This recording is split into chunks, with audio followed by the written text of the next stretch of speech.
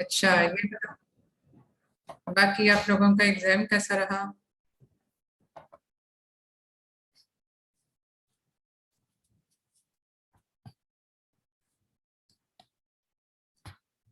जी, तो आज हमने क्या डिस्कस करना है? हेलो। ये मैडम लेबर केयर गाइड के मतलब बात हुई होगी आपकी डॉक्टर रूबा से, जी उन्होंने जी बताया जी होगा। जी। ये जो है, क्या ये म्यूच इंटरेक्टिव डिस्कशन है या कोई प्रेजेंट कर रहा है? Both way we can discuss it. Madam present तो नहीं है, लेकिन वो आपने बताना है। ओके ओके, एक्सक्यूज मी।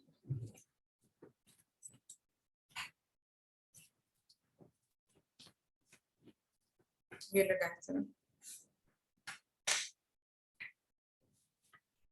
तो इसमें थोड़ा सा लेबर केयर गाइड का मुझे रात को पता चला था कि ये डिस्कस होना है, और मेरा ख्याल था कि शायद आप लोग खुद म्यूचुअली इसमें इंटरैक्टिव जरा थोड़ी सी डिस्कशन होगी, लेकिन मैंने फिर भी कुछ स्लाइडें इसकी प्रिपेयर कर ली थी ताकि आप लोगों को थोड़ा सा, अगर कि मुझे ही बताना पड़ेगा तो एटलीस्ट यू नो कि हम कहाँ पे और क्या, मतलब इससे क्या मुराद क्या है लेबर केयर गाइड से। How many of you are already aware of it?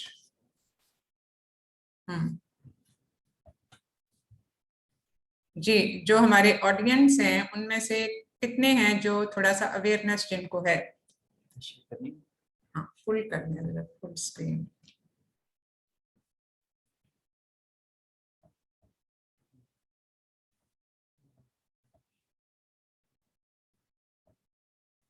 जी, सब मेरी आवाज सुन रहे हैं? आ रही आवाज? अच्छा, तो बेसिकली ये न्यू लेबर केयर गाइड क्यों हुई? सबसे पहले तो हमें इस चीज को समझने की जरूरत है कि what is different in it from the previous partograph. इसको हम इसको जो है वो नेक्स्ट जनरेशन पार्टोग्राफ भी कहा जाता है, because it involves many additional characteristics जो कि पिछले वाले पार्टोग्राम में नहीं थी। अब इसका ऑब्जेक्टिव क्या है, इसको हम थोड़ा सा जरा डिटेल में देख लेते हैं। इसमें अगर देखा जाए, अब पहले जो हमारा पार्टोग्राम था, जो रूटीन में जो ट्रेडिशनल हम यूज करते थे और जिससे सब लोग ही अवेयर हैं, because it has been used for a long long time and it was also designed by the WHO। हर पेशेंट के लिए वो यूज होता था, हाई रिस्क और लो रिस्क।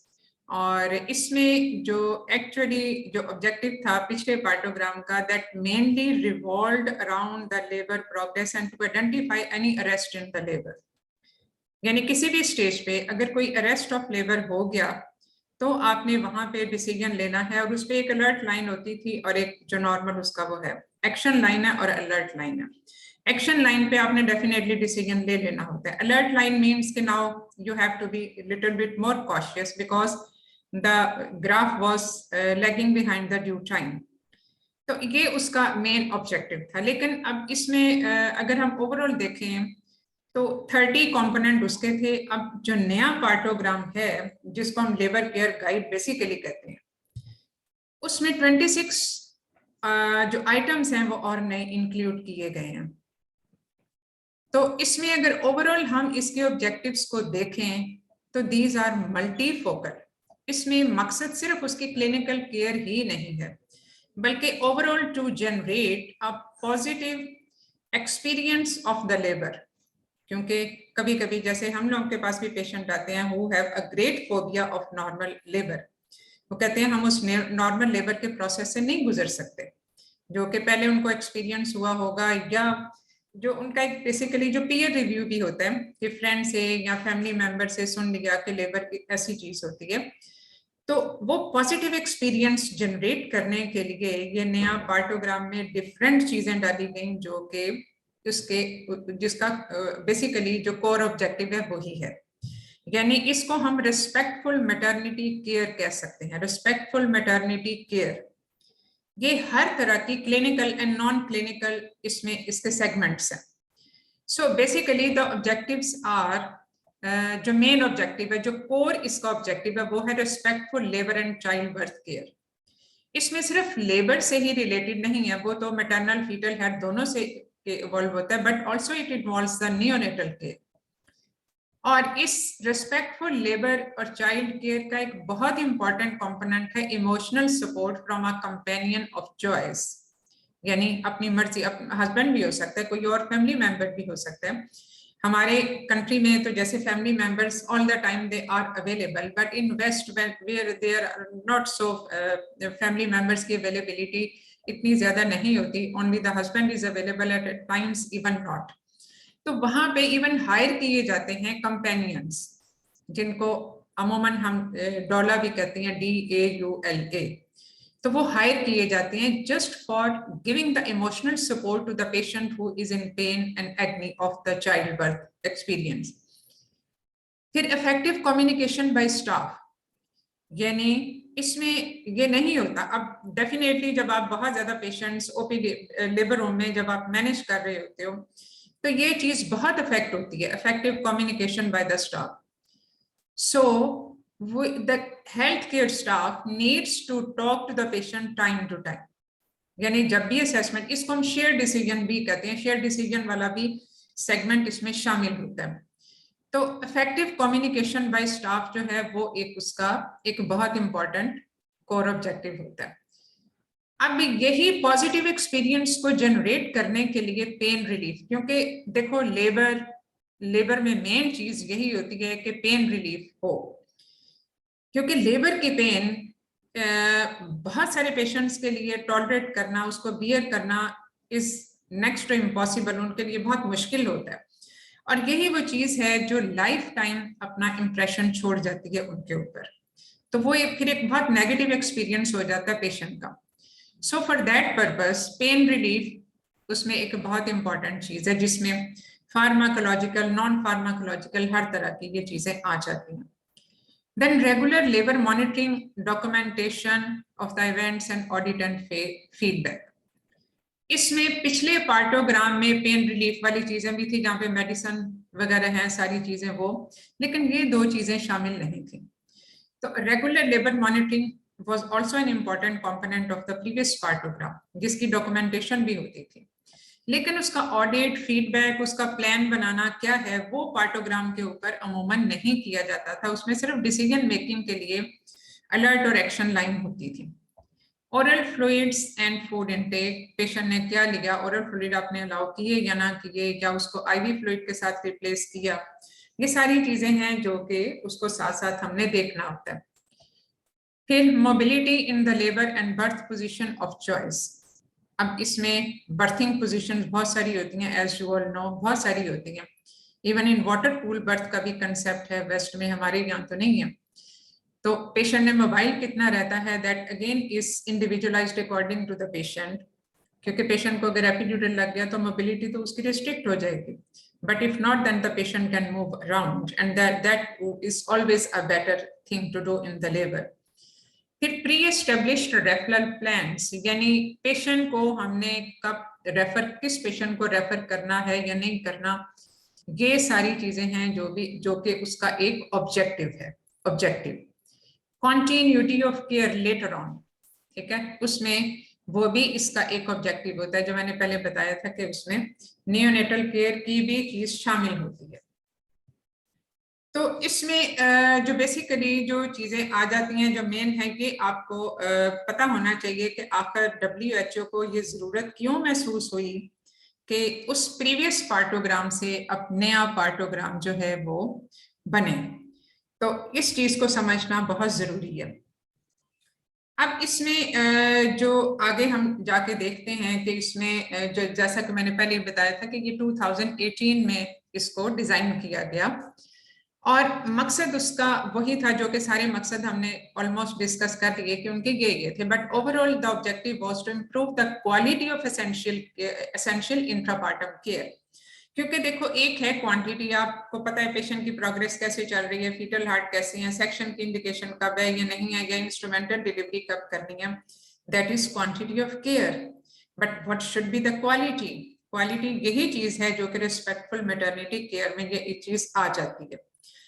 और इसमें 26 new items are involve. Now 26 new guidelines इसमें आ गई हैं, जबकि 30 पहले से मौजूद थी।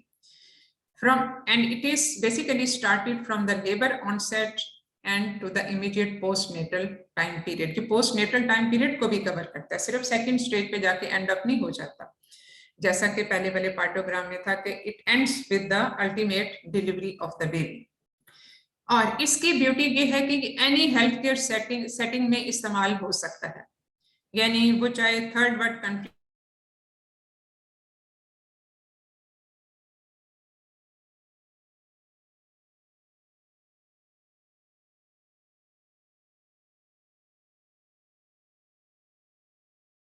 क्योंकि जो हाई रिस्क पेशेंट हैं उनकी बाज़ दफ़ा जो केयर है वो थोड़ी सी डिमांडिंग होती है and that involves the different other criterias और उसके पैरामीटर्स थोड़े से फर्क हो जाते हैं। तो इसमें इसका जो बेसिकली ओवरऑल ऑब्जेक्टिव तो हमारे जो थे सो थे, लेकिन इसमें जो प्रिंसिपल्स हैं, गाइडिंग प्रिंसिपल्स हैं, labour and child birth should be individualised and the woman centred. इसको हम जल्दी जल्दी कवर कर लेते हैं ताकि एक्चुअल जो पार्टोग्राम है इसको हम डिस्कस कर सकें। उसके बाद उसमें जो बहुत इंपॉर्टेंट चीज इसमें है वो ये कि एक तो चीज ये थी कि इसमें रिस्पेक्टफुल मैटरनिटी केयर से रिलेटेड चीजें आप शामिल कर लें, लेकिन जो एक बहुत चीज जो कि पिछले पार्टोग्राम में भी कवर करने की कोशिश की गई वो ये था कि इसमें बाद दफा फेल्ड प्रोग्रेस ऑफ लेबर के हिसाब से बहुत जल्दी सेक्शन हो जाते हैं, यानी अगर किसी, क्योंकि इसमें जैसे इसमें है कि कितने सेंटीमीटर पे आपने कितना टाइम देना है उसको, and surprisingly it's very different from the routine practice कि कितने सेंटीमीटर पे अगर लेबर आगे प्रोग्रेस नहीं चलती तो आपने उसको कितना टाइम देना है। तो ये है इसमें कि no intervention should be implemented without a clear medical indication, यानी या तो वो उस रेड लाइन को क्रॉस कर जाए जो कि इस पार्टोग्राम पे मेंशन है, या फिर कोई और इंडिकेशन हो जाए, जैसे मेकोनियम ग्रेड 3 मेकोनियम हो गया, या फीटल डिस्ट्रेस में कुछ ऐसी फीटल डिस्ट्रेस से रिलेटेड कुछ चीजें आ जाती हैं। Only intervention that serve an immediate purpose and proven to be beneficial should be promoted, यानी वो ही इंटरवेंशन आप करें जिससे वाकई बच्चे या उसका मदर का या बच्चे का कुछ फायदा हो, अदरवाइज नहीं। तो इसमें जो बहुत बड़ा एक मिसनोमर है और जो बहुत बड़ा जो मिसकंसेप्ट होता है वो एक फील्ड प्रोग्रेस वाला होता है again, and to some extent the fetal distress, क्योंकि फीटल डिस्ट्रेस से रिलेटेड अगर आप चीजें देखो तो grade 1 meconium is not an indication.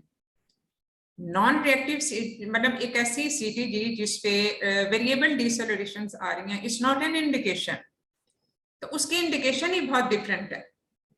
तो सिर्फ आप उस वक्त इंटरवीन करें जबकि उसका क्लियरली एक बेनिफिट है इधर टू द मदर और to the baby, and a clear objective that a positive childbirth experience for the woman, the newborn and her family should be at the forefront of labor and childbirth care at all times. Never ever forget this thing during the intrapartum care of a woman, that she should carry a positive childbirth experience. तो ये बहुत जरूरी होता है उसको करने के लिए। तो ये चीज हमने ऑलमोस्ट ये कवर कर ली है कि इसमें बेसिकली हमने उसको क्यों ये इसको किया गया। अब इसमें इसके एम्स भी हमने किसी हद तक के कवर कर लिए हैं, और इसमें it prevent unnecessary use of intervention in labour, ये वही बात है जो फील्ड प्रोग्रेस वाली मैंने बात की है कि उसमें बहुत वेरिएबल प्रैक्टिसेस पाई जाती हैं।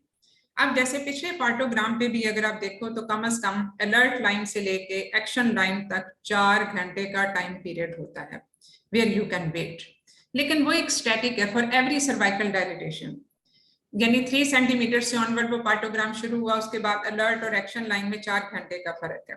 But here the things are different in the new partograph, और इस न्यू पार्टोग्राम में हर सर्वाइकल डायलिटेशन पे उसका वेटिंग टाइम डिफरेंट है, यानी 6 सेंटीमीटर पे कितना, 7 पे कितना, 8 पे कितना, 9 पे कितना, 10 पे तो फुल सर्वाइकल डायलिटेशन हो जाती है। और इसमें they take into account the descent of the fetal head, fetal presenting पर उसका डिसेंट है। और दूसरी चीज ये उसमें कि आपने पेल्विक कितनी देर बाद कितना है, आपने एब्डोमिनल एग्जामिनेशन से उसका डिसेंट असेस करना है। सिर्फ डिसेंट को असेस करने के लिए आप खाली पेल्विक नहीं कर रहे होते, पेल्विक आपने जो करना है वो उसकी भी कोई इंडिकेशन होना चाहिए, अगर वो बिफोर रिकमेंडेड टाइम आप करते हो तो, यानी विजाइनल एग्जामिनेशन। अच्छा जी, अब इसमें हम जो है ये इसमें जो मैंने बात की थी कि इसमें यूजुअली हम लो रिस्क विमेन के लिए करते हैं। अगर आप इसमें देखो तो लालटेन जला के एक पेशेंट के लो केयर जो है एक low profile health care setting में ये यूज हो रहा है। High risk women may require additional and specialised monitoring and care, जो हो सकता है beyond the scope of this partograph हो, अगर to some extent it can be used. So that is why I say कि इसमें individualized care होती है, individualized according to the individual woman and the patients. Our documentation should start when the woman enters the active phase of the first stage of labor, that is 5 centimeter or more cervical dilatation. अब इस पे एक unanimous opinion पाई जाती है कि first stage of labour, active phase of labour जो है basically वो शुरू ही होता है on 5 or 6 centimeter. According to the ACOG, it starts from the 6 centimeter. जबकि प्रीवियस पार्टोग्राम में ये 3 सेंटीमीटर पे हो जाता था। इसकी वजह ये है कि जो सर्वाइकल डायलिटेशन है from 3 to 5 centimeter, that takes a long time sometimes, giving a false impression of paid progress, resulting into unnecessary interventions and the increased number of cesarean sections. तो इस वजह से उसका जो लेटेंट फेज का time period है वो बढ़ा के 5 सेंटीमीटर तक कर दिया गया, क्योंकि latent phase of labour can even sometimes go beyond 24 hours. तो उसमें फिर हम क्योंकि लेटेंट फेज में इंटरवेंशन की कोई ऐसी जरूरत नहीं होती अनलेस के, लेकिन उसमें क्लिनिकल कोरिलेशन भी आपने साथ साथ उसके रिस्क फैक्टर्स को भी एनकाउंटर करना होता है कि उसमें जो उसके एडिशनल रिस्क फैक्टर्स हैं वो क्या हैं, जैसे post date pregnancy, IUGR fetus है या ओलिगोहाइड्रामियोस है, लाइक दैट, या मेडिकल कॉम्प्लिकेशन है तो वो हाई रिस्क में आ जाएंगे, तो उनमें चीजें थोड़ी सी डिफरेंट हो जाती हैं। अब पैरिटी या मेम्ब्रेन स्टेटस से इररिगार्ड, अब अमूमन ये हम समझते हैं कि प्राइमी ग्रेविडास में जो है वो maybe it should start early, it should start late, और जो ग्रैंड मल्टीपैरास हैं it should start early, but here there is no difference between the parity and whether the membranes are ruptured और non ruptured, क्योंकि जो primi ग्रेविडास हैं और multi ग्रेविडास हैं उनमें रेट ऑफ सर्वाइकल डायलिटेशन में भी डिफरेंट, इसीलिए हम थोड़ा सा डिफरेंट टाइम पीरियड उनको देते हैं। और मेम्ब्रेन स्टेटस यानी रप्चर्ड मेम्ब्रेन के साथ हमारा ये अपना एक कंसेप्ट होता है कि membrane, ruptured membrane is basically triggering event for initiating the labour और ऑगमेंटिंग द लेबर, लेकिन इसमें कोई फर्क नहीं रखा गया कि उसकी पैरिटी या मेम्ब्रेन स्टेटस रप्चर्ड है या नहीं रप्चर्ड के उसके हिसाब से कोई फर्क हो जाए। तो इसको हमने स्टार्ट किया जो है वो 5 सेंटीमीटर पे हमने स्टार्ट किया। अब ये जो हमने बात पहले की कि इसको हर लेवल की हेल्थ फैसिलिटीज में हम इसको कर सकते हैं, लेकिन बाज दफा कुछ लेवल ऑफ केयर जैसे RSC है या BHU है उनमें थोड़ा सा लेवल ऑफ केयर थोड़ा सा डिफरेंट हो सकता है, तो उसमें थोड़ा सा इंडिविजुअलाइज हम चीजों को कर सकते हैं, अदरवाइज इसको हर सेटिंग में हम यूज कर सकते हैं।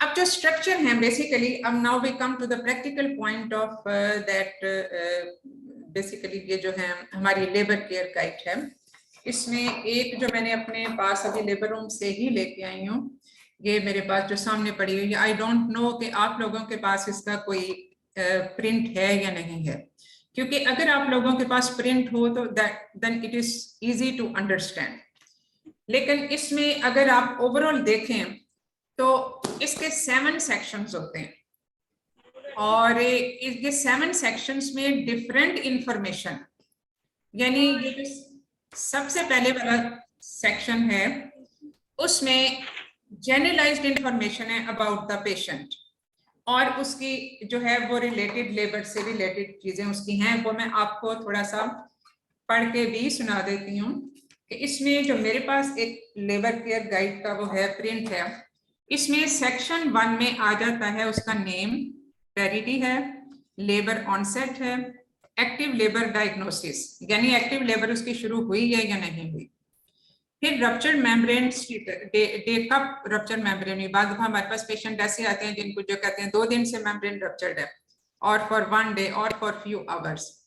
उसका टाइम पीरियड क्या था और रिस्क फैक्टर्स क्या है, ठीक है। ये है जो कि इसमें जो सारा जनरल इंफॉर्मेशन सेक्शन 1 में आ जाती है। आइडेंटिफाइंग इंफॉर्मेशन यानी पेशेंट का सारा biodata, and the labour characteristics at admission यानी लेबर की स्टेज क्या है, लेबर ऑनसेट कब हुआ, और मेम्ब्रेन रप्चर्ड है या नहीं, और रिस्क फैक्टर एडिशनल है कि नहीं है। अब इसमें अगर आप, how many of you have print of this labour care guide with them just now? जी, मैं सबसे पूछ रही हूँ, किसी के पास लेबर केयर गाइड का इस वक्त है प्रिंट उसके सामने कि नहीं है?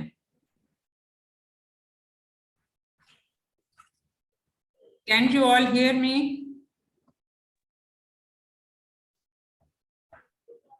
जी, आप सबको मेरी आवाज आ रही है कि नहीं आ रही? लेकिन प्रिंट नहीं है। तो ये मैं पूछ नो रही, मैडम प्रिंट नहीं है। प्रिंट नहीं है। अच्छा चलिए, बहरहाल इसको फिर ऐसे ही करते हैं, फिर किसी टाइम पे इसका प्रिंट भी, क्योंकि वो ज़ाहिर टाइम कम था इस वजह से वो उसका प्रिंट उस तरह से मैं नहीं ले सकी, लेकिन जो मेरे पास है जो कि आपको वैसे ही पढ़ के सुना देती हूँ कि इसका जो सबसे ऊपर वाला सेगमेंट होता है वो होता है identifying information and labour characteristics. अब सेक्शन 2 जो है वो है सपोर्टिव केयर, यानी इसमें सपोर्टिव केयर में अब 4 खाने बने हुए होते हैं। इसका जो हॉरिजॉन्टल एक्सिस है वो टाइम पीरियड शो करता है इन आवर्स, यानी 1 घंटा, 2 घंटे, 3 घंटे and so on so forth. ये 12 घंटे तक का इसका टाइम पीरियड है। उसके बाद ये फर्स्ट स्टेज ऑफ लेबर का एक बना हुआ है, और उसके बाद सेकंड स्टेज ऑफ लेबर का बना हुआ है। तो उसमें सेकंड स्टेज को भी कवर किया गया। अब जो सपोर्टिव केयर है उसमें 4 चीजें हैं, इसको हम आगे वैसे डिटेल में भी जाके डिस्कस करेंगे।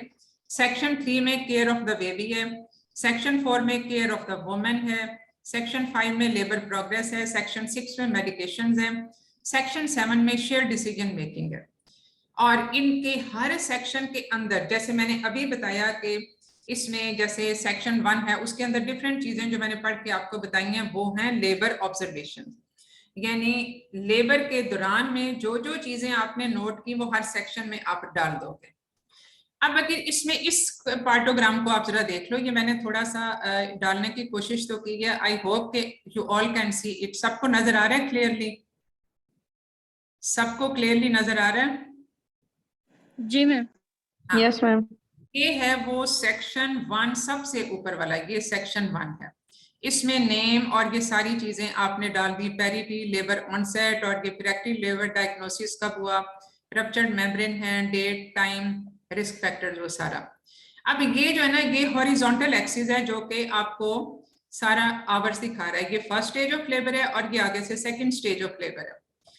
अब उसके बाद ये अलर्ट लाइन है, यानी ये वाली चीजें हैं तो इसका मतलब है आप अलर्ट हो जाएं, इस पे कुछ ना कुछ एक्शन ले लें। और ये वो हैं जो ऑब्जर्वेशंस हैं, और ये वो हैं जो सेक्शंस हैं डिफरेंट। अब इसमें सबसे पहले सपोर्टिव केयर वाली चीज है। सपोर्टिव केयर में अगर आप पढ़ सकते हो, जरा मुश्किल ही है पढ़ना, इसमें कंपेनियन है। कंपेनियन के उसके साथ कोई है फैमिली मेंबर या हस्बैंड उसका है नहीं है। हमारे सेटअप में तो हस्बैंड जरा कम ही होती हैं, खासतौर पे अगर आप पब्लिक सेक्टर्स में देखो तो कंपेनियन में कोई फैमिली मेंबर है या नहीं है, या कोई भी नेबर, कोई भी फ्रेंड, कुछ भी हो सकता है। एन मीन्स नो, यानी ये एक अलर्ट चीज है, अलर्ट करने वाली चीज है। यानी अगर उसके पास कंपेनियन नहीं है तो she might be very anxious, she might be having fears of unseen and unknown things. क्योंकि जो कंपेनियंस होते हैं basically time to time they act as a counsellor, तो उन्होंने उसकी यूं समझे कि ढारस बंधानी भी होती है और उसको बैकअप भी करना होता है, उसको इनकरेज भी करना होता है। तो ये बहुत सारी उनकी एंजाइटीज को रिलीव कर देता है। सो कंपेनियन का ना होना इज एन अलर्ट साइन। दूसरी चीज ये है कि पेशेंट रिलीफ, पेशेंट को अगर कोई रिलीफ हमने नहीं दिया, यानी कोई उसको इंजेक्टेबल नहीं दिए, कोई ओरल मेडिसिन नहीं दी, तो ये भी एक अलर्ट साइन है। जब पेशेंट बहुत ज्यादा पेन प्रोसेस से गुजरता है तो वो उसकी एंजाइटी, उसके एड्रेनलिन रिलीज होते हैं, उसका वो बहुत ज्यादा स्ट्रेस लेवल बहुत ज्यादा बढ़ जाता है। So that is an alert sign.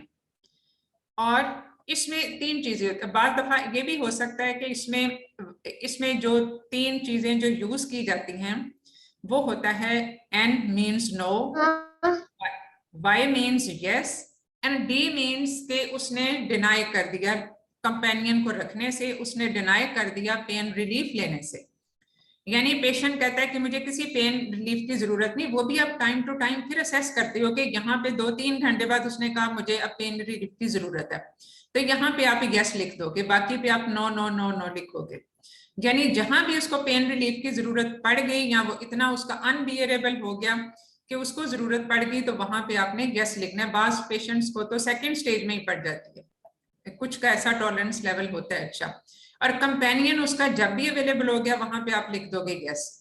और अगर उसने फर्ज किया उसके पास नहीं है और वो नहीं लेना चाहती तो वो डी का लफ्ज आएगा, वहां पे फिर आप डी डी डी लिख दोगे। अब उसके बाद है ओरल फ्लूइड्स। ओरल फ्लूइड्स वो ले रही है या नहीं रही, अनलेस के पेशेंट को हमने एनपीओ रखा हो, for certain high risk patients हैं उनको हमने एनपीओ रखा हुआ है। यूजुअली एनपीओ नहीं रखा जाता, ओरल फ्लूइड्स या आईवी फ्लूइड्स जरूर दिए जाते हैं।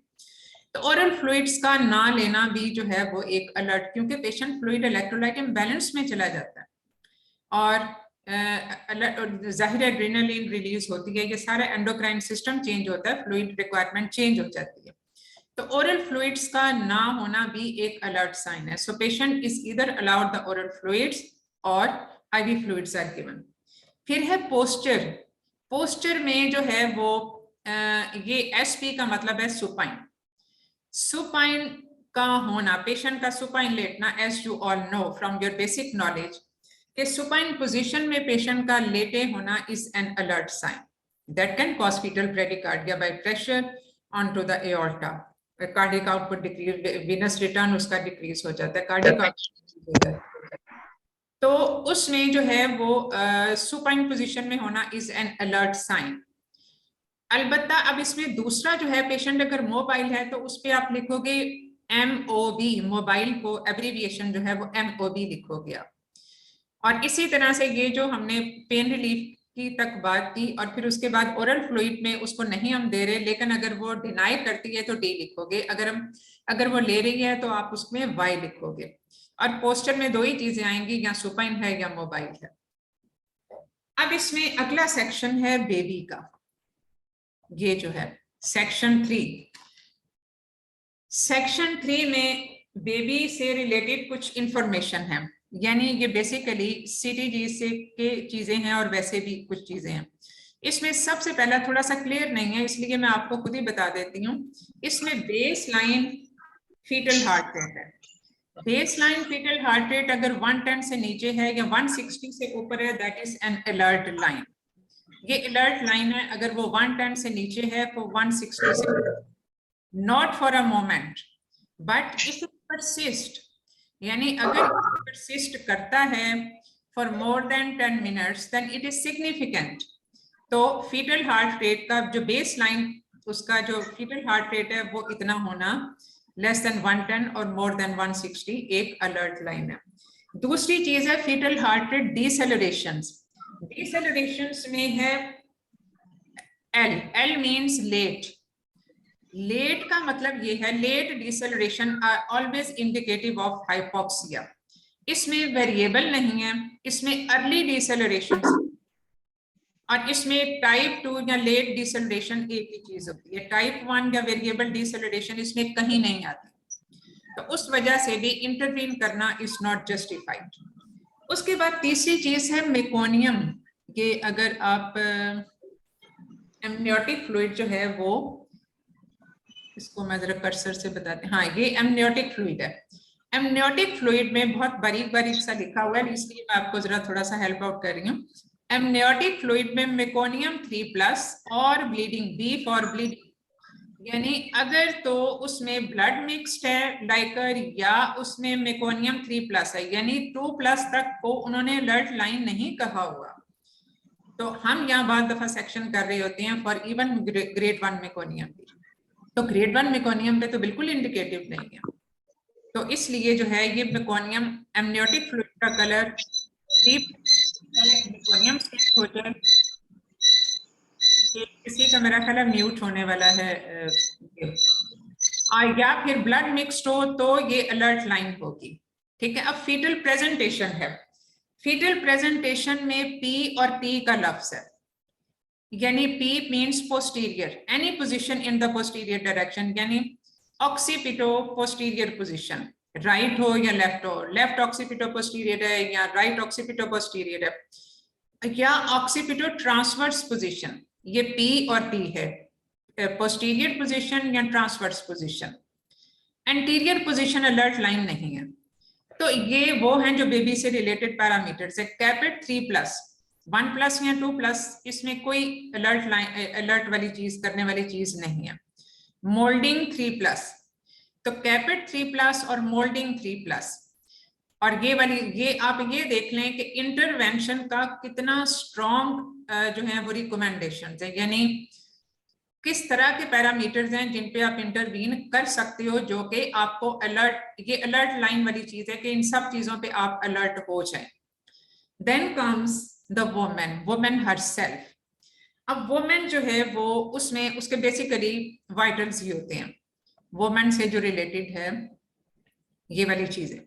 उसमें पल्स से रिलेटेड है कि अगर लेस देन 60 है या मोर देन 120 है तो ये अलर्ट लाइन है, इस पे आप अलर्ट हो जाएं। सिस्टोलिक ब्लड प्रेशर, अगर ये लेस देन 80 है या मोर देन 140 है तो ये एक अलर्ट साइन है। Diastolic blood pressure more than 90 is an alert sign. Temperature में लेस देन 35 डिग्री सेंटीग्रेड और मोर देन 37.5 डिग्री सेंटीग्रेड, तो ये अलर्ट लाइन है। और इसके बाद टेम्परेचर के बाद आ जाएगा यूरिन में, ये कर्सर के साथ बताती हूँ, यूरिन में है प्रोटीन्स 2+ और एसीटोन 2+, ये भी अलर्ट लाइन आ जाती है, ये अलर्ट चीजें इसमें आ जाती हैं। अब इसके बाद हम आते हैं लेबर प्रोग्रेस पे, अब जो कि पिछले भी पार्टोग्राम में शामिल थी, ये भी थे, वाइटल्स भी थे और ये भी थे, और कुछ इसके भी एक दो चीजें।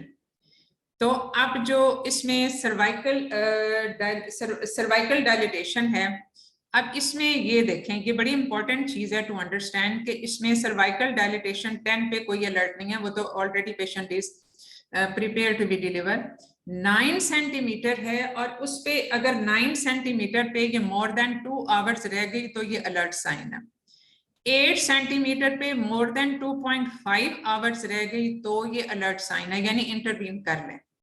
7 सेंटीमीटर पे मोर देन 3 आवर्स अगर पेशेंट स्टक अप है तो अलर्ट साइन है। 6 सेंटीमीटर पे मोर देन 5 आवर्स अगर लेबर प्रोग्रेस नहीं हुई तो एक अलर्ट साइन है।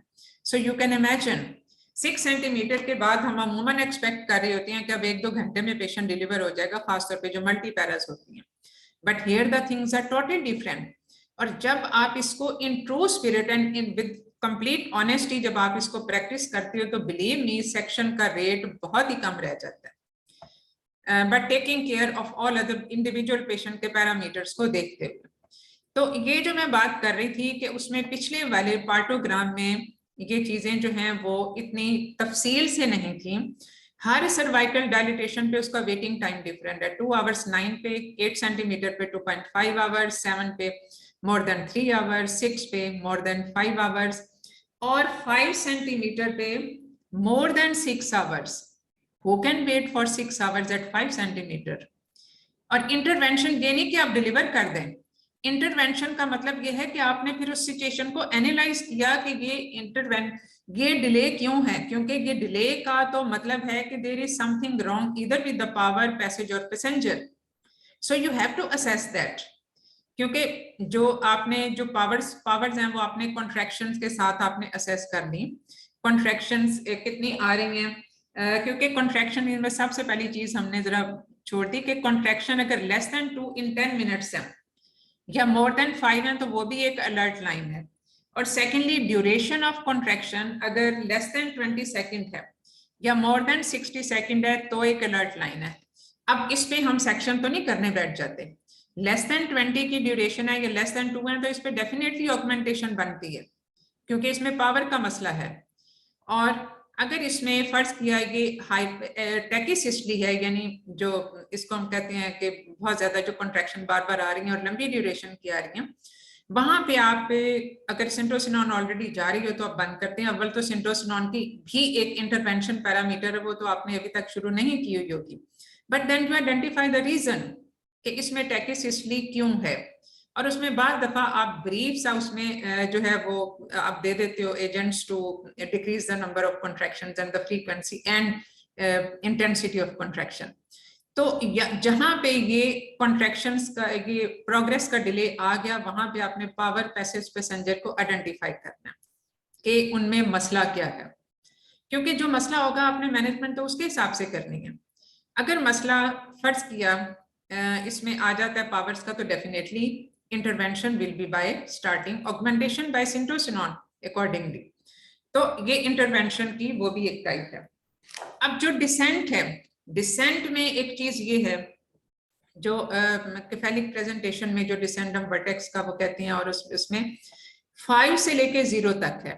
अब ये 0 से लेके 5 तक जो है ये प्लस में है, यानी ये स्केल स्पाइन से ऊपर के लेवल है। अब 5 या 4 का मतलब तो तकरीबन फ्री फ्लोटिंग हेड ही होता है, और 3 के बाद ये जाना शुरू हो जाता है इन द पेल्विस। और इसमें -3 सॉरी इसमें जो सॉरी ये माइनस वाले स्टेशन है, प्लस तो 0 से नीचे आएंगे, -1 -2 -3 -4 -5। तो कहाँ पे हैं ये स्टेशन, ये आपने बताना होगा कि ये क्या है, ठीक है। और उसमें इसमें अलर्ट लाइन कोई नहीं है, क्योंकि अलर्ट लाइन ये वाली सारी चीजें हैं जिसपे आपने एक्शन लिया। इसमें बेसिकली जो है वो आपने ये डिसाइड करना होता है, और इसको डिसाइड आप कैसे करते हैं, इसको डिसाइड को कैसे देखते हैं।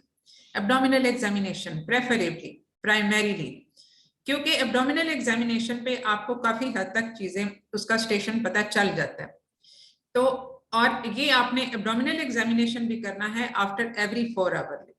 Even vaginal examination to assess the cervical dilatation unless there is a strong indication कि बाद दफा प्रेसिपिटेट लेबर भी होती है, वो भी एक चीज है। तो उन कंडीशन में जब पेशेंट को बेयरिंग एफर्ट्स हो रही हो या उसमें जो है वो उसकी उस तरह की इंडिकेशन हो, तो तब आप अर्ली करते हो, वरना इसमें भी एक रूटीन की लेबर प्रोग्रेस को आप 4 आवरली vaginal examination से असेस करते हैं। And firstly you do the abdominal examination, and if indicated, if you cannot feel the head abdominally, it means it has gone down beyond the ischial spines level. तो वहां पे जो है वो वहां पे फिर आपने vaginal examination इंडिकेटिव हो जाता है, तो ये उसके अकॉर्डिंगली होगा। अब हम इस पे आते हैं सेक्शन 6 पे। सेक्शन 6 जो है वो मेडिकेशन से रिलेटेड है। मेडिकेशन में अगर तो ऑक्सीटोसिन आपने दिया है तो उसके कितने ड्रॉप्स पर मिनट हैं, यस है या नो है, वो आप यहाँ पे एंटर कर दो कि ऑक्सीटोसिन जा रही है या नहीं जा रही। और यहाँ पे जो स्टेशन होगा वो स्टेशन आपने यहाँ पे मेंशन कर देना होगा कि ये -3 पे है या अब ये -3 पे है, और 2 घंटे के बाद ये -1 पे हो गया, और -2 पे हो गया, उसके एक और घंटे बाद -1 पे हो गया, फिर ये 0 स्टेशन पे हो गया। इस तरह से आपने डिसेंट का जो है वो प्लॉट करना है उसको। मेडिकेशन में ऑक्सीटोसिन कितनी जा रही है, कितने यूनिट पे जा रही है, कि 10 यूनिट्स है या कितने ड्रॉप्स पे जा रही है, ये कितने, बेसिकली ड्रॉप से ज्यादा ये यूनिट्स पर लीटर के हिसाब से होता है, या ड्रॉप्स पर लीटर के हिसाब से भी आप कह सकते हो, अगर वो कैलकुलेट ना कर सको। दोनों ऑप्शन इसमें मौजूद हैं। अब इसमें दूसरी मेडिसिन भी है, मेडिसिन कोई भी हो सकती है, और भी मेडिसिन हो सकती हैं। हो सकता है कि पेशेंट कोई एंटी हाइपरटेंसिव ले रही हो, वो भी आप इसमें एंटर कर सकते हो, या कोई भी और मेडिसिन। इसी तरह से आईवी फ्लूइड उसको जा रहे हैं या नहीं जा रहे, यस या नो, और कौन से फ्लूइड जा रहे हैं वो आप यहाँ पे प्लॉट करोगे। और फर्ज किया उसको पहले आईवी फ्लूइड नहीं जा रहे, नो नो नो, अब यहाँ पे यस है, कौन सा टाइप ऑफ फ्लूइड, वो फिर आपने वहां यहाँ पे मेंशन कर देना कि इतने आवर्स के बाद, यानी आफ्टर ये सपोज 4 आवर्स के बाद, तो आपने उस वक्त फिर वहां पे एंटर कर देना होगा। तो ये थी मेडिसिन। आखिर वाला जो है वो शेयर डिसीजन है। शेयर डिसीजन में 2 चीजें। अब शेयर डिसीजन का क्या मतलब है? शेयर डिसीजन का ये मतलब ये है कि आप पेशेंट के साथ कम्युनिकेट कर रहे हो, उसके साथ बात कर रहे हो, ये आपका अपना सोलो डिसीजन नहीं है। If you are the sole person in that setup as a maternity care provider, तो आपके साथ आपका जो शेयर डिसीजन होगा वो पेशेंट बजाते खुद होगी, या बात सूरतों में पेशेंट के जो कंपेनियन है उनके साथ भी आप बात करते हो। And if there is a setup जहाँ पे टीम वर्क आप कर रहे होते हैं, some time for a patient, particular patient, you can discuss the case with your colleagues as well. तो शेयर डिसीजन में प्राइमरीली आपकी आ जाती है पेशेंट हरसेल्फ। तो ये है जो असेसमेंट है, यानी असेसमेंट आपने ये की कि इतने आवर्स पे जो है वो पेशेंट की नॉर्मल प्रोग्रेस चल रही है, ये सारा कुछ ठीक है। प्लान आपका ये हो गया कि continue the same care, continue the conservative management, non intervention, ठीक है। ये सारी आपकी असेसमेंट और उसमें प्लान में आ जाएगा। और यहाँ पे फिर आपने जिसने देखा होता है वो फिर अपने नीचे इनिशियल यानी साइन कर देता है, ये इनिशियल्स जो है वो उसकी जगह बनी हुई है इसमें। तो अब इसमें जो आखिर में एक इंस्ट्रक्शन है वो चीज आपसे बिल्कुल नहीं पढ़ी जाएगी, वो मैं वैसे आपको पढ़ के बता देती हूँ कि इंस्ट्रक्शन जो बिल्कुल नीचे, सबसे नीचे जो एक पैराग्राफ है या नोट के तौर पे जो लिखा हुआ है, ये इंस्ट्रक्शंस है। इंस्ट्रक्शंस में है कि circle any observation meeting the criteria in the alert column. यानी इसका ये मतलब है कि इसको बेसिकली भरने का तरीका है, यानी यहाँ पे फर्ज किया कंपेनियन है तो इसको रेड के साथ एनसर्कल कर दें कि नहीं, कंपेनियन नहीं है। इसमें इसको आपने एनसर्कल कर देना है कि ये वाला अलर्ट में ये वाला क्राइटेरिया नहीं है, उसे पता चल जाएगा कि पेशेंट के पास कंपेनियन नहीं है। अगर फर्ज किया यहाँ पे आके उसको कंपेनियन की जरूरत पड़ गई तो वो यस हो जाएगा। लेकिन जो एक प्राइमरी कॉलम है जो कि इंडिकेट करता है कि अलर्ट साइंस क्या है, अलर्ट पैरामीटर्स क्या है, वहां पे आपने उसको एनसर्कल कर देना है विद द रेड। अच्छा, ये तो हो गया कि circle any observation meeting the criteria in the alert column, alert the senior midwife और doctor and record the assessment and action taken. If labor extends beyond 12 hours, please continue on a new labor care guide. ठीक है, यानी ये एक average duration of labour के लिए 12 घंटे के पार्टोग्राम है। अब 12 घंटे में हमने जितना टाइम इसको दिया हुआ है जो सर्वाइकल डायलिटेशन को है, वो तो हो सकता है 12 घंटे से बियॉन्ड भी चले, और चलती है क्योंकि 10 सेंटीमीटर डायलिटेशन होनी होती है, और उसमें चाहे हमने 6 सेंटीमीटर से भी उसको 5 सेंटीमीटर से भी शुरू किया, लेकिन अगर फर्ज किया 5 सेंटीमीटर पे ये स्टक रही फॉर 6 आवर्स, 5 ये यहाँ पे 5 आवर्स 5 सेंटीमीटर पे 6 आवर्स के लिए ये स्टक रही, उसके बाद हो सकता है ये 7 सेंटीमीटर पे आके 2.5 आवर्स तक रहे, तो इस तरह it can go beyond 12 hours. तो जब ये खत्म हो जाए तो आप एक नया पार्टोग्राम शुरू कर सकते हैं। तो ये तो हो गया इसका, ये यहाँ पे जो है वो एंड हो जाता है। इसी के नीचे जो है, सबसे नीचे जो है वो कुछ एब्रीविएशंस हैं। एब्रीविएशंस वही जो मैंने आपको बताई हैं कि Y is for yes, N is for no, D is for declined, या उसने डिनाई कर दिया, U means unknown, SP supine, MO mobile, E का मतलब है अर्ली, L का मतलब है लेट, V का मतलब है वेरिएबल। यानी जो डिसेलरेशंस आ रही होंगी वो आपने उस हिसाब से करना है कि इसमें ये बेबी वाला पोर्शन कहाँ गया, ये है, यानी इसमें अगर डिसेलरेशंस आ रही हैं, लेट हैं, बेबी वाला है सेक्शन ये वाला, तो इसमें अगर बेसलाइन हार्ट रेट ठीक है तो आप यहाँ पे ठीक लिखोगे, लेकिन अगर फर्ज किया ये डिसेलरेशंस लेट हैं तो आप एनसर्कल करोगे, अगर नहीं है तो नहीं। यहाँ पे आप लिख दोगे कि अर्ली हैं, एन है, अर्ली हैं, या ये वेरिएबल है। तो ये इस तरह से आपने जरूरी, ये अगर होगा तो फिर ये अनसर्कल हो जाएगा, और वो तो फिर इंटरवेंशन की जरूरत उसमें पड़ जाएगी। इसी तरह से जो कलर ऑफ द मेकोनियम है उसमें आपने जो है वो लिखना है कि क्लियर है या मेकोनियम स्टेन्ड है या ब्लड स्टेन्ड है। वो तो अगर वो है तो फिर आप उसको कर दोगे अनसर्कल, इसको अनसर्कल कर दोगे रेड से, और अगर नहीं है तो फिर आपने सी लिखना है। सॉरी कहाँ गया ये एमनियोटिक फ्लूइड, ये वाला। अगर इसमें मेकोनियम स्टेन्ड है तो आप इसको अनसर्कल कर दोगे, वरना आपने यहाँ पे सी लिखना है, सी सी सी, यानी क्लियर है लाइक। फिर उसके बाद मेकोनियम ब्लड का तो हो गया। एंटीरियर पोस्टीरियर का आपको बता दिया, T for transverse, P is for protein and A is for acetone. तो यहाँ पे आके हमारा ये जो पार्टोग्राम की डिस्क्रिप्शन है ये खत्म हो जाती है। इसको ये इस तरह से ये भरा हुआ है कि इसको जो है वो ये है, जैसे इसमें नहीं है, ये सारे रिस्क फैक्टर है। यानी कंपेनियन इसके पास था 6 बजे, तो ये वाला नॉर्मल, यहाँ पे भी आपने वैसे ये लगा सकते हो, ये एनसर्कल कर सकते हो, लेकिन यहाँ ये मतलब है रिस्क फैक्टर है। लेकिन फिर उसके बाद 10 बजे उसके बाद फिर कंपेनियन नहीं था, तो ये आपने रिस्क फैक्टर उसको कर लिया। अब इसी तरह से पेशेंट मोबाइल था लेकिन फिर सुपाइन में लेट गया, तो ये एक रिस्क फैक्टर है, सो आपने इसको अनसर्कल कर दिया। फिर मोबाइल हुआ, फिर सुपाइन में लेट गया तो अनसर्कल कर दिया।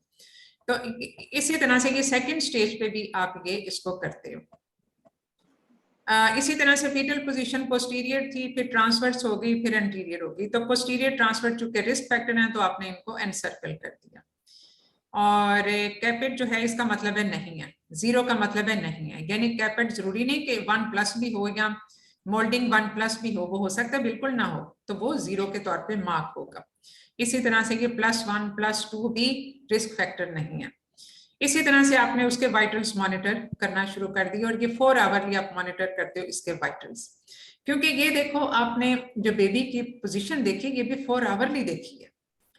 इसी तरह से फिर आप ये जो बाकी कॉन्ट्रैक्शंस हैं वो तो अपने हर घंटे में आपने देखनी है कि ये 3 पर 10 मिनट्स आ रही हैं, और इसकी जो है वो ड्यूरेशन ऑफ कॉन्ट्रैक्शन 40 सेकंड फिर 50 सेकंड होगी, and so on so fourth.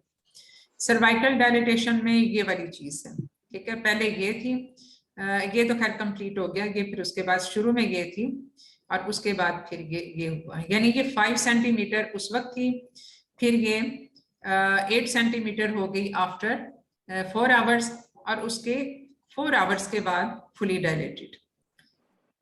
इसी तरह से जो ऑक्सीटोसिन है वो नहीं लगी इसको, ठीक है, इसलिए ये कोई रिस्क फैक्टर नहीं है। इसी तरह से मेडिसिन भी इसको और कोई नहीं मिल रही, आईवी फ्लूइड्स भी इसको नहीं मिल रहे, ये यहाँ पे ये भी सारा नहीं, सारा इसकी कंजर्वेटिव मैनेजमेंट चल रही है। अब असेसमेंट और ये प्लान पढ़ना जरा आपके लिए मुश्किल है, लेकिन असेसमेंट देखिए कि सब कुछ नॉर्मल है, इसकी कंजर्वेटिव मैनेजमेंट करें या आईवी फ्लूइड स्टार्ट करें या इसको सिम्पल से ऑगमेंट करें, इस तरह का प्लान ऑफ मैनेजमेंट होगा, ठीक है। तो इसमें बेसिकली हमने इसमें जो सारी चीजें हैं वो डिस्कस कर ली हैं इन डिटेल। तो ये भी हमने जो है वो सेक्शन 1 का भी हमने देख लिया, और सेक्शन 2 था सपोर्टिव केयर, इसका भी जो है वो बेसिकली उसका रेस्पेक्टफुल मेडिकल मैटरनिटी केयर से रिलेटेड होता है। ये जो सपोर्टिव केयर है वो इसी मकसद के लिए शामिल किया गया है, ये नया सेगमेंट है उनका, कि रेस्पेक्टफुल मैटरनिटी केयर, ठीक है, कि उसमें हर वक्त हम उसको सपोर्ट दे रहे होते हैं। और बाकी जो है वो लेबर कंपेनियनशिप है, access to pharmacological and non pharmacological pain relief है, वुमेन को इंश्योर करना है ओरल फ्लूइड ले, और फिर उसके बाद वुमेन्स के कंफर्ट को भी इम्प्रूव करना है, such as encouraging the women to be mobile during labour. उसमें उसकी जो है वो मोबाइल रहना उसकी पेन इंटेंसिटी को किसी हद तक कम कर देता है, and she is basically actively involve in the berthing. तो इसमें जो है वो सेक्शन 3 वाली जो हमने बात की थी, ये हमें बेसिकली रिवीजन ही कर रहे हैं अब इसका।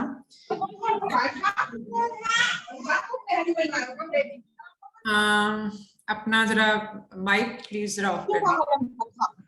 तो सेक्शन 3 में केयर ऑफ द बेबी थी, जो बेसिकली वो भी हमारे डिसीजन मेकिंग में बहुत हेल्प करती है। जो फर्स्ट किया किसी का ग्रेड 3 मेकोनियम आ रहा है तो उसमें तो हमने इमीडिएटली एक्ट करना होता है, so that is how it facilitate our decision making. और उसके बाद ये सारी चीजें जो हमने ऑलरेडी डिस्कस कर ली हुई हैं। और section 4 is related with the care of the women and including all the vital जो स्टैटिस्टिक्स हैं, वो सारी हमने चीजें उसको करनी है। और सेक्शन 5 लेबर प्रोग्रेस, जिसमें बहुत सारी चीजें शामिल हैं, सर्वाइकल डायलिटेशन है, डिसेंट है, ये सारी चीजें हैं। और सेक्शन 6 में मेडिकेशन, हर तरह की मेडिकेशन, इसमें हमने ये भी सारा कर लिया। और जो शेयर डिसीजन मेकिंग का सेक्शन 7 जो कि हमने ऑलरेडी डिस्क्राइब कर दिया कि it aims to facilitate continuous communication with the women. मतलब ये कि हर घंटे में जब आपने मरीज को असेस किया है, यानी कॉन्ट्रैक्शन और वो सारी चीजें तो बता रहे हो, आप असेस कर रहे हो, फीटल हार्ट बीट भी सुन रहे हो, सारा कुछ, तो वो आपने कम्युनिकेट करना है मरीज के साथ भी कि everything is going fine, so that her anxiety is relieved. तो ये सारी चीजें, और ये कि हम प्लान इसको कर रहे हैं, अभी हमने इसको एज इट इज चलने देना है, because everything is going according to the normal pace. तो ये सारी चीजें हैं जो कि कम्युनिकेशन है, और यही शेयर डिसीजन मेकिंग भी होती है। और बाकी जो है, WHO recommends effective communication between maternity health providers and the women in labor, including the use of simple and culturally appropriate language. This is very necessary, क्योंकि अगर एक आप जो हमारी ये काम लेमैन खातून है उसके साथ आप इंग्लिश वाली टर्मिनोलॉजी यूज नहीं कर सकते, बाद दफा आपको इवन उर्दू भी उनको नहीं समझ आ रही होती, तो उनकी ही लैंग्वेज में, जो पंजाबी बोलता है उसके साथ पंजाबी में बात करें, तो वो लैंग्वेज जो उनको समझ आ जाए, क्योंकि जब तक उनको समझ नहीं आएगी आपकी कम्युनिकेशन का बेसिकली फायदा भी ऐसा कुछ नहीं होगा। तो यही जो है वो शेयर डिसीजन मेकिंग में यही चीजें आ जाती हैं कि clear explanation of the procedures and their purpose should always be provided to each woman. यानी जो हमने प्लान ऑफ मैनेजमेंट है, या अगर फर्ज किया हम किसी में इंस्ट्रूमेंटल डिलीवरी कर रहे हैं या हमने किसी का सेक्शन डिसाइड कर लिया, तो उसको बहुत क्लियर वर्ड्स में बताएं कि why it is necessary, and if not done then what can be the consequences. The findings of physical examination should be explained to the woman and her companion, and the subsequent course of action made clear to enable shared decision making. तो ये वो चीजें हैं जो कि इसमें सारी चीजें जो नई शामिल की गई हैं। अब इसमें हम कैसे इसको मॉनिटरिंग, बेसिकली हम इसको किस तरह से यूज करते हैं। The labour care guide creates a positive feedback. Positive feedback ये कि पॉजिटिव उसका एक्सपीरियंस है, उसका पॉजिटिव फीडबैक होता है पेशेंट का। अब ये आप देख लो कि जिन पेशेंट्स को एपिड्यूरल लगा हुआ होता है या पेन फ्री जिनकी डिलीवरी होती है, उनका कोई ऐसे बुरा एक्सपीरियंस नहीं होता। They are never harassed by this birthing process because they are pain free. लेकिन जो पूरा फुली पेन लेके पेशेंट जो डिलीवर होता है, वो उस वक्त तो कम से कम कानों को हाथ लगा लेता है। तो यही पॉजिटिव एंड नेगेटिव फीडबैक होता है, और यही पॉजिटिव और नेगेटिव एक्सपीरियंस भी होता है। तो and decision making loop as health personnels are encouraged to regularly assess the well-being of woman and her baby and progress of labor, record, document labor observation। ये सारी labor observations हैं जो हमने different sections में discuss की।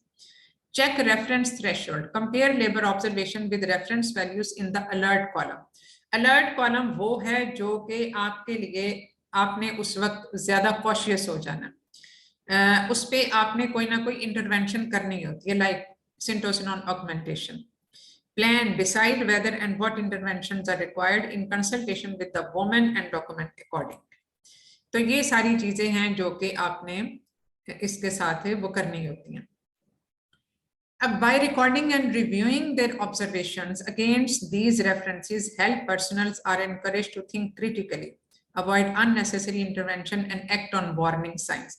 अब जरूरी नहीं होता कि एक वार्निंग साइन अगर आ गया तो आप उस पर भाग दौड़ें, नहीं, आपने डिफरेंट वार्निंग साइंस का एक कोलेक्टिव डिसीजन फिर आपने करना होता है कि कौन सा वार्निंग साइन है जिसपे आपको इमीडिएटली एक्ट करने की जरूरत है, कौन से वार्निंग साइंस हैं जिनको आप मॉडिफाई कर सकते हो, कौन से वार्निंग साइंस हैं जिनके लिए इंटरवेंशन रिक्वायर्ड है। So there are different parameters for managing the different alert science. जैसे अगर फर्ज किया पेशेंट सुपाइन है तो आप उसको लेफ्ट लेटरल में भी करा सकते हो। पेशेंट को अगर एपिड्यूरल नहीं लगा हुआ तो आप उसको मोबाइल भी कर सकते हो। तो वो एक अलर्ट साइन था, लेकिन आपने उसको मैनेज कर लिया। फर्ज किया इसमें कैपेट 3+ है या उसके साथ मेकोनियम 3+ है, तो उसमें आपने इंटरवीन करना है। मेकोनियम 3+ के साथ तो आप नहीं चल सकते, तो उसमें आपने फिर सेक्शन करना होगा इमीडिएट। अगर fully dilated and the head is quite लो तो उसमें आप फिर इंस्ट्रूमेंट भी लगा सकते हो। इट इंक्लूड्स अ सेक्शन 2, ये वही बात है जो हमने अभी बेसिकली कर दी है। So this was the whole thing about the new labour care guide. तो अब इसमें हम कुछ क्वेश्चन ले लेते हैं कि जो कि आपको कुछ चीजें अगर नहीं समझ आई तो इसमें हम उसको कर लें। जी, is everything clear up till now, या इसमें कुछ आपको अभी मजीद समझने की जरूरत है? मैडम एक क्वेश्चन है। ये जो मतलब रिस्क फैक्टर्स है, इसमें कोई स्पेसिफिक है कि मतलब लाइक 3 या 4 रिस्क फैक्टर्स होंगे? ऐसी कुछ स्पेसिफिकेशन नहीं है। Risk factor as it is vague हैं, जिसमें आप रिस्क फैक्टर यानी फर्ज कि आप किसी हाइपरटेंसिव पेशेंट को का लेबर चल रही है। हाइपरटेंसिव पेशेंट नॉर्मली डिलीवर होते हैं, वो सेक्शन की तो इंडिकेशन बहुत कम ही होती है। तो हाइपरटेंशन एक रिस्क फैक्टर है, उसमें उसकी ग्रेडिंग या उसमें जो लेबर मॉनिटरिंग है उस पर कोई फर्क नहीं पड़ेगा। सिर्फ आपने उस पर डॉक्यूमेंट कर देना है कि ये पेशेंट हाइपरटेंसिव है, या इस पेशेंट में ओलिगोहाइड्रामियोज है, या इस पेशेंट में IUGR है, या ये पोस्ट डेट प्रेगनेंसी, इस तरह की चीजें हैं। ये वाली चीजें होंगी जो कि रिस्क फैक्टर्स में आ जाएंगी। तो मैडम जैसे पहले पार्टोग्राम में होता था कि हम एक्शन लाइन पे एक्शन लेते थे, तो इसमें मतलब इंडिविजुअलाइज करना है हमने एक पेशेंट को। देखो, एक तो इंडिविजुअल पैरामीटर्स हैं, ठीक है ना, इंडिविजुअल पैरामीटर्स हैं, एंड देन कोलेक्टिवली असेस, आपकी असेसमेंट क्या होती है कि अब ये जैसे मैंने बताया ना कि फर्ज किया पेशेंट सुपाइन में है, वो एक अलर्ट साइन है, लेकिन आप पेशेंट को लेफ्ट लैटरल में लिटा दो, थिंग्स आर ऑल राइट।